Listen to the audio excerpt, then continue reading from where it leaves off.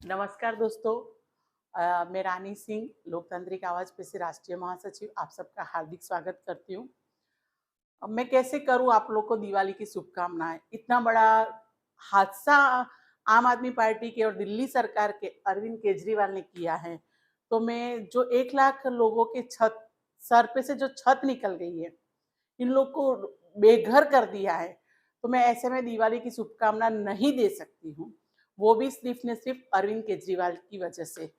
दिल्ली बुराड़ी इलाके के दो हैं, एक जरोदा और संगम विहार में इतने सारे, जब से हम लोग ने सुना है कि इन लोग को बेघर कर दिया है। अगर 2016 से ये सब केस चल रहा था, तो क्या अरविंद केजरीवाल जी आप सो रहे थे? अगर आप सो रहे थे, तो वहाँ उस इलाके के जो एमएलए हैं, एमपी हैं, संजीव झा जी, ये सब क्या कर रहे थे? क्या उन्होंने आपको नहीं बताया होगा कि वहाँ पर इस तरह का है?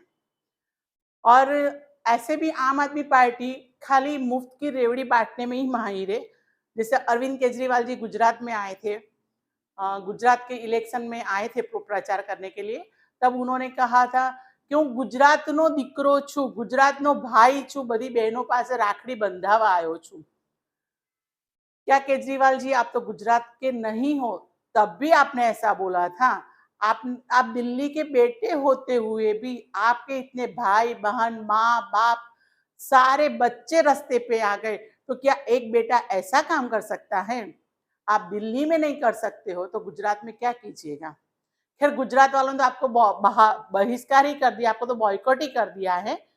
और अभी भी आप आगे जो 3 राज्यों में इलेक्शन के लिए अब जो वहाँ प्रचार करने जा रहे हो, तो आपको ये दिल्ली नहीं दिखाई दे रही है? मैं साथ में जो भी अभी इलेक्शन है आने वाले हैं, जो राज्यों में, उनकी जनता को भी कह रही हूँ कि आप अरविंद केजरीवाल की एक भी मुफ्त की रेवड़ी पर नहीं जाइएगा। उन्होंने दिल्ली में जरोदा और संगम विहार के 1 लाख लोगों को बेघर कर दिया है।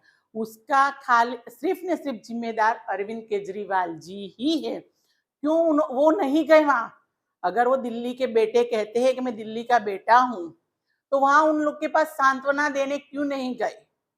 आज वहां के एमपी या कोई भी नहीं है, तब भी मनोज तिवारी जी वहां जाकर उन्होंने सबको सांत्वना दी है और सबको बोला गया है कि हम खड़े आपके साथ और आपका जो भी होगा कोर्ट में वकील तक हम लोग ला कर देंगे। तो क्या ये बात अरविंद केजरीवाल जी नहीं बोल सकते हैं? यही बेटा होता है ना। और उसमें कहते हैं कि मैं दिल्ली के सारी महिलाओं को या तीर्थ स्थान करवाने के लिए मैं खड़ा हूँ, दिल्ली का बेटा है। ये हरगिज बेटा नहीं हो सकता है और मेरे ख्याल से बेटा शब्द इन पर शोभा नहीं देता है। और हो सकता है जैसे ईडी और सीबीआई ने सब पर ये किया था, तो शायद हमारा भी राष्ट्रीय संयोजक साहब ने भी आपको बोला है कि एक बार इस बात पर भी आप लोग जांच कीजिए कि ये क्या हो रहा है, क्या नहीं हो रहा है। ये ऐसा तो नहीं है पूरा शीश महल ही बनाना चाह रहा है। अगर आप अरविंद केजरीवाल जी, आप दिल्ली के सही में बेटे हो और जो जरोदा और संगम विहार के लोग घर से बेघर हो गए हो, तो उनको आप शीश महल में पनाह दीजिए। क्यों नहीं दे रहे हो वहाँ पर पनाह? तो मैं जनता से भी नम्र अपील करती हूँ कि अगर झरोदा और संगम विहार में हम लोग को जरूरत पड़ी, तो हम पूरी लोकतांत्रिक आवाज की टीम वहां पर जाएंगे, धरना प्रदर्शन भी करेंगे सीएम आवास के सामने। और वहां की जनता से मैं नम्र अपील करती हूँ कि आप लोग के साथ हम पूरी टीम तैयार है और सदैव रहेंगे। बस मैं इतना ही कहती हूँ, कुछ भी हो आपको हमारे पास मोबाइल नंबर है, आप कभी भी हमको कॉल कर सकते हो। हमारा नंबर है 8401902595 पर आप हमको कभी भी एनी टाइम 24x7 आप कर सकते हो।